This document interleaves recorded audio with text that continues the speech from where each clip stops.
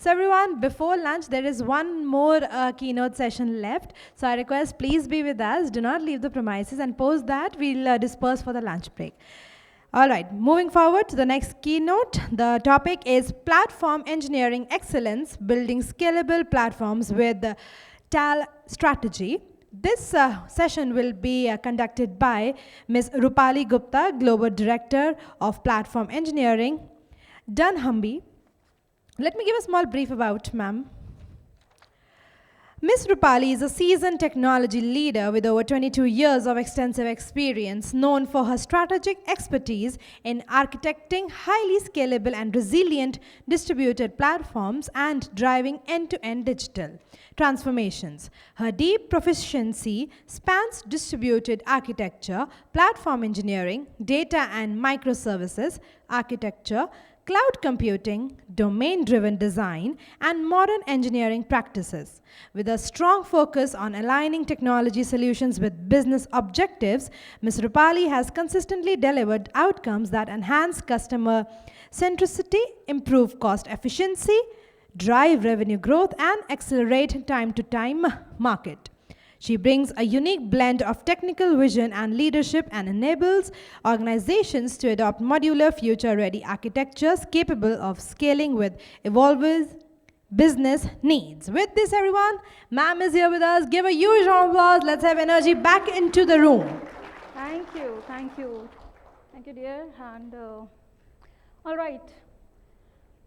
So today's session is on platform engineering, something that you must have been learning and reading a lot on the DevOps Twitter. But sometimes still you must be thinking, what is the buzz all about, right? Everyone is so excited about platform engineering right now, we see. But sometimes we are not very clear how platform engineering differs from DevOps, really. So I would say today's session is the right session for you all to figure it out if you have any questions like this, right? So I'm Rupali Gupta. I am the Global Director of Platform Engineering and Application Platforms at Dunnhumby. I have around 20 plus years of industry experience now. And with that, 16 long years I spent in Fidelity International, leading the architecture and engineering there. Now I lead the engineering and architecture at Dunnhumby as well.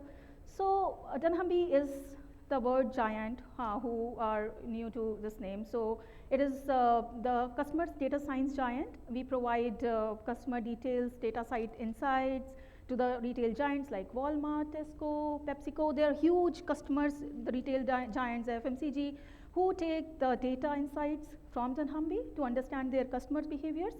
I lead the platform engineering in Dunnhumby, and I lead global teams who are across India, UK, and USA, the global platforms who are highly distributed. And so the importance of providing a very distributed, highly scalable, and fast platform is very important at Dunnhumby and at my role. So I would say platform engineering and modern engineering when it started. So I was working at on those concepts from start. So I have seen what works, what fails, what does not work. So I try to walk you through on those concepts today. All right, what are we trying to solve? The problem. Okay, let's paint a picture. So you are working for a client, right?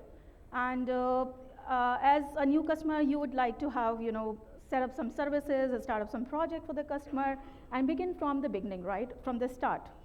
And you have a very, good DevOps team along with you who is working on, day and night on the guardrails, governance, the dev and ops part, and they're, full stack developers.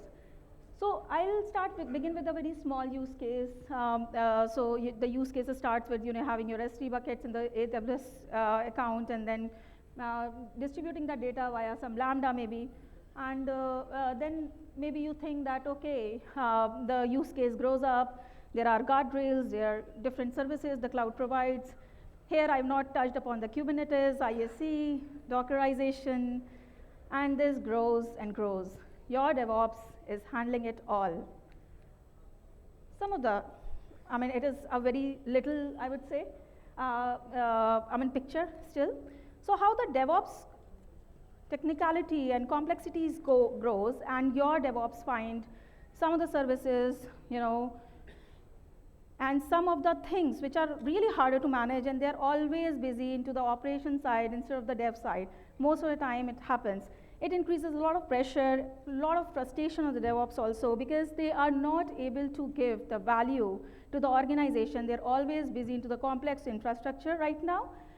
And also, it sometimes, the ops becomes the broker, because when the dev side of the things become very complex, we include ops teams, and then they become the blocker, they, become the ticketing ops, and then, we all know what happens, right? Before I go to the next slide, I would ask you all, who hated chemistry like me in their high schools? I always, hated periodic table. When I was creating a slide, I came to know, a very interesting thing which brought tears to my eyes also. So this is a periodic table now we have for DevOps. This tells you, and this is the version 4, by the way, digitally I is publishing the DevOps periodic table. So DevOps has to deal with all of the complexities. Maybe they have thought that they would not have to deal with so much after the chemistry. So this is something which is happening today instead of development. Now let's go back to the memory lane when the DevOps really started 10 to 12 years back. We were mostly working on the monolithic architectures. There was and the idea of DevOps was really great. We just wanted to have efficiency into our system with combining the ops and the devs together. But the work kind of work was really low. And I mean, if you had to change some services 15 years back, it was just one VM or some changes, some script that you had to work. But right now, if you have to change the services, you have to deal with a lot of complexities. You want to deploy, the developer wants to deploy a change into a preview environment, but he has to deal with Kubernetes, YAML files, Terraform, then Helm charts, etc. There's so much of it. So here becomes a grand entry of platform engineering, the art of binding all of the different tech and tools floating around in your delivery setup into clear golden paths that enable developer services and reduces cognitive load on individual contributors. What does it mean? The golden paths are set up in the forms of IDPs. If you've heard about the end result or end product of platform is the IDP, is the internal developer platform. What is internal developer platform? Internal developer platform really sits between developers and operations. The answer of the top performing engineering organizations to avoid the pitfalls of today's DevOps reality.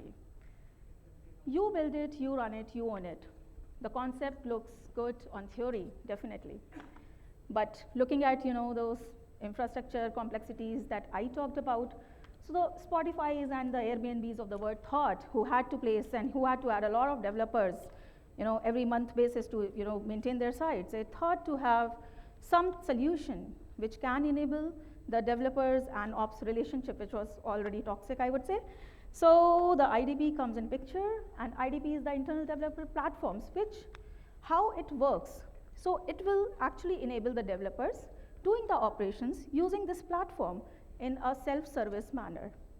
It will orchestrate all the cognitive load that I talked about, and I have talked very little about it. I know I have been leading the modern engineering in my previous organization without platform engineering, and I have seen that journey also.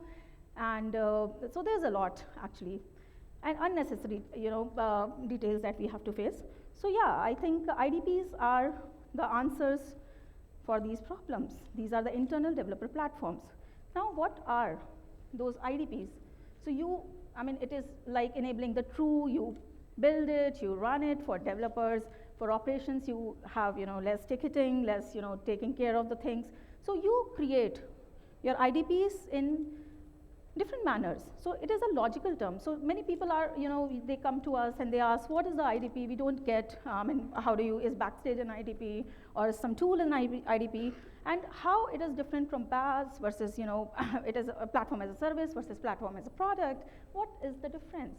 So I would say IDP is your logical business model, right?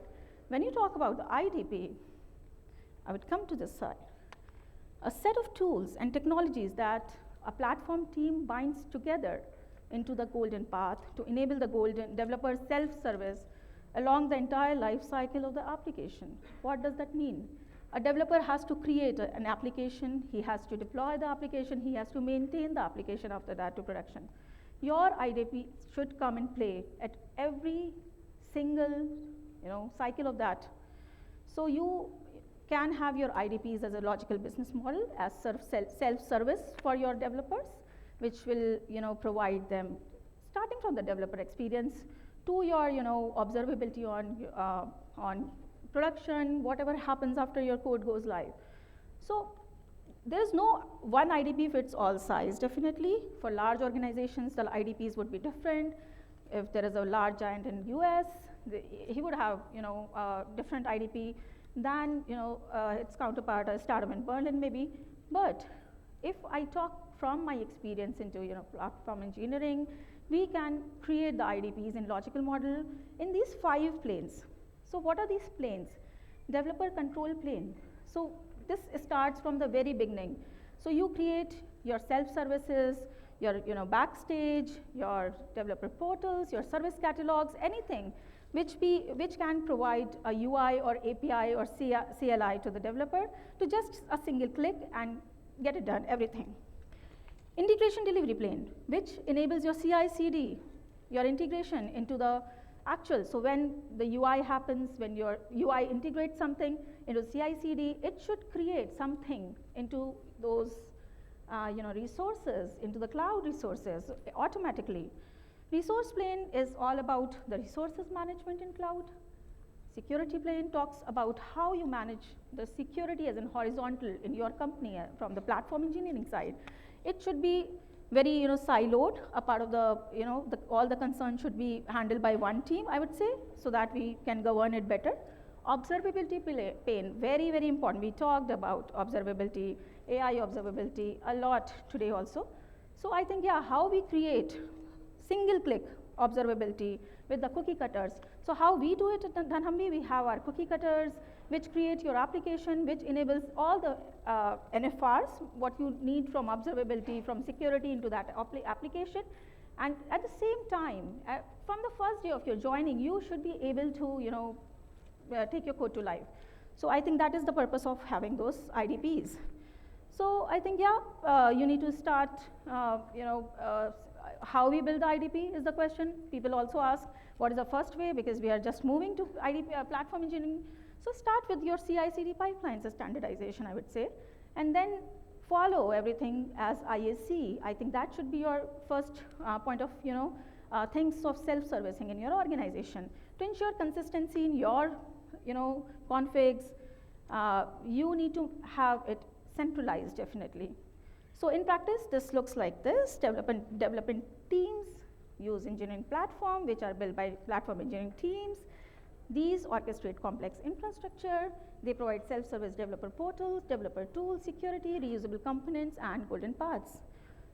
What are the challenges? It is not as a rosy picture that I presented. So people who have worked on teams who have worked on IDPs and who might be migrating to IDPs would know that setting up the IDPs are not really very easy. And you need talent, as we talked about TAL, architecture and leadership, and a product mindset. So it is very important that you understand platform as a product.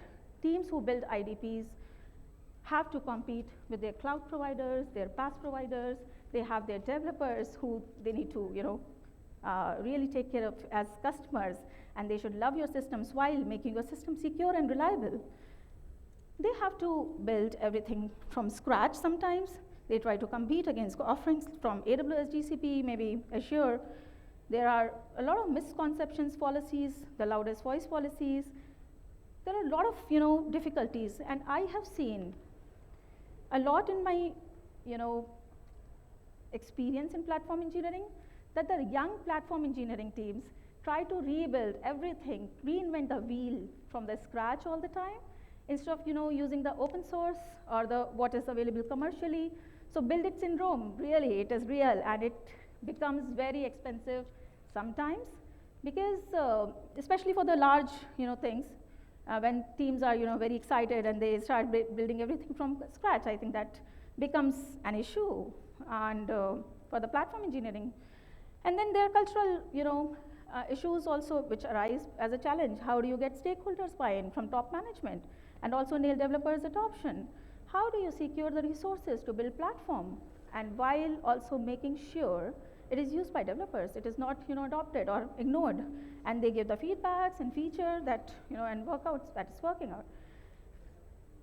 Everything boils down to the communication, how you communicate. So the top management that you are going to ask for platform engineering, some alignment, some resources, they might not understand what is platform engineering. It might come as a liability also. Their goals might be different, and you need to understand what their goals are. You need to understand and translate your goals of platform engineering. They might be interested in faster time to market, faster innovation cycle, efficiency while being compliance and secure. So we need to figure out, as work around, how to incentivize the sponsor and come up with a plan which is the right storyline. And I would come a very good idea about platform, using platform as a product. What does it mean? So when you create the platform, you need to understand what are the product management things that you need to learn. It is not a service, it is a product itself. So are you really researching? When you are creating a product, you are really careful about the users, your customers, and take platform engineering as a SaaS product with your internal customers, internal developers as your real customers. Like anything else in life, listening is the first thing actually that helps in here also. So you need to start listening to your developers. What you are building, do they actually need it? So I think that is an important thing. To ensure developer adaptation, you need to research a lot of the things. You need to have that product management hat. You need to think what you are going to solve first, etc. Setting an IDP built with a platform as a product approach and can be really powerful for us. Now I'll flip and make it a very interesting thing for you all are leaders in your company. I have talked highly about platform engineering in my past talks also, and I've talked very little about everything else. So I think there are 9 things today that I'm going to tell you that becomes your platform engineering hell. Step 1. So these are the ideas that you don't have to do. Congratulations, you've created your platform engineering from day 1. You have a DevOps team, and you have converted that DevOps team, renamed it into a platform team. But they are still doing the same things. They're not getting time. They're solving the tickets for you. They're not getting the time to create your IDPs, which are very important. You are set for failure. Step 2, there's no mindset shift for platform as a product. So while I talk about platform as a product, I've covered some of the things, but when you are still doing the DevOps CI/CD automation without thinking what you are creating as a product for a developer, I think this is another step which for a failure. Your platform team is building a platform for themselves and not for the developers. So you have a high-performing team now. You have hired SREs, product managers, your lead engineers, etc. They have rich experience in their organization, what worked for them, what did not work for them. Still, you need to listen. And if you solve only the ops problems or the dev problem, you are set to fail. You replace old tech. This is an interesting one. So everyone wants, especially in the platform engineering, everyone wants to try something new, their new technology. So we think that, okay, this is the right place to keep on trying on new technology. You replace old technologies with new stuff for no reason. So Jenkins, I've seen, there is some idea, okay, we should have GitOps in my team, Terraform to crossplane, Argo CD. What is the drive behind that? If you're not understanding the drive behind your replacements of old tech, it's going to fail you. You think your setup needs to be special. You are selling sneakers on your retail platform, but you need maybe highly available Kubernetes system. Sorry, you're not that special. If you are building such a system which are highly available all the time for your use case without thinking what are you solving it for, setting up for failure. You spend million and then still not success. You build a portal that developers never ask for. Sometimes you're very excited, about creating the IDPs. You're not solving what developers want. They are going to ignore that, definitely. New platform engineering silos pop up everywhere. I think this is very interesting because when we talk about the platform engineering, there are different platform teams which you would see you becoming a part of, and everyone would create its own platform in the business unit. So I think we should take care that there are no multiple business units which are having different platforms in themselves, which will be a very big overkill. You try to hide sunken costs. I think directors, VPs, they sometimes become nervous about your platform when it starts, and then there's some middle management who places a very shiny pictures about some KPIs, but that things are not working in if you are not doing it right. So I think the KPIs and the shiny picture won't help you. I'm sorry to say that, but I have seen platforms fail due to the wrong adoption. So I think it is very important. Either companies get acquired, you get fired at the end of this. So we know that we need to avoid these things. So what can you do as leaders? You need to set up the vision for your platform as a product first. You need to know what the developer wants. You need to listen what you are actually creating as your IDPs. And I think invest in multidisciplinary teams. You need to hire the right set of people. You need to drive the cultural change for the platform adaptation. And I think you need to align with the business goals. That is the most important thing. Any questions? I know that I've passed the time. Time is up, but I would request for some time to take any questions if you have. Thank you. May I invite Mr. Tushar Jaiswal? Is there a question? Yes? Can we pass on a mic, please?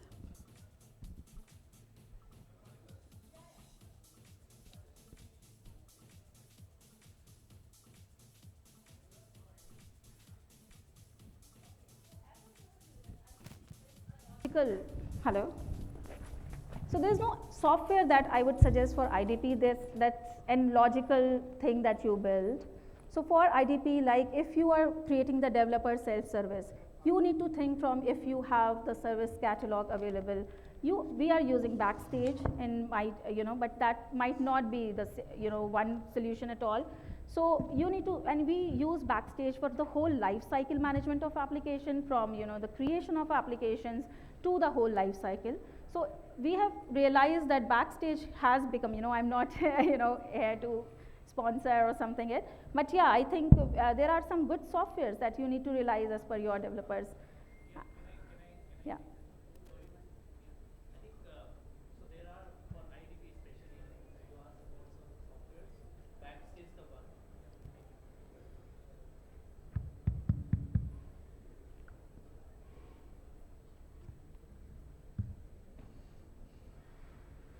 Yeah, regarding IDP, to provide the self-service option to developers, one is Backstage, which Rupali has already covered. There are other competitors, Rodi, Spotify. Yeah, Rodi, Spotify, Backstage. So these are the tools. They have their SaaS model, on-prem model, both. You can try it out. Although you have to explore the licensing model. But these three options you can choose and then explore around creating. I think Backstage is from Spotify only. Spotify, yes, Spotify, Rodi, and then Backstage. There are other options also. Yeah. So, but the orchestrator will be these are some orchestrators. At the end, you can write down the scripts and do the automation using this. Sorry. Backstage or Spotify. Those are the two which are famous in the market. Explore Backstage. So Sorry? Backstage is for Spotify. I'm also planning to explore Backstage. Go with Backstage. Yeah. So it's a good ecosystem also. It develops the ecosystem and it provides the best UI. You will be, and it has both on-prem and SaaS model both. We are just discussing in our organization regarding using the Backstage, and this So is actually how we started with Backstage was very different than how we explored it and how we customized. So Backstage, the best part is how you can think and customize it as per your needs. Initially when we started, so now Backstage has become a single source of truth for our applications. We don't have to go to any other placement. As I talked about the cookie cutter kind of things, which self-servicely, which provides a whole infrastructure in self-service manner, they are plugged into Backstage. So that the idea of having. So I think there are other tools also, but yeah. Well, thank you so much. Thank you, ma'am, for your time and for such an interactive and informative session. And may I invite, ma'am, please be with us. May I invite Mr. Tushar Jaiswal, Associate Director, DevOps, S&P Global, to present a small token of appreciation to ma'am for her wonderful time she has given us here today.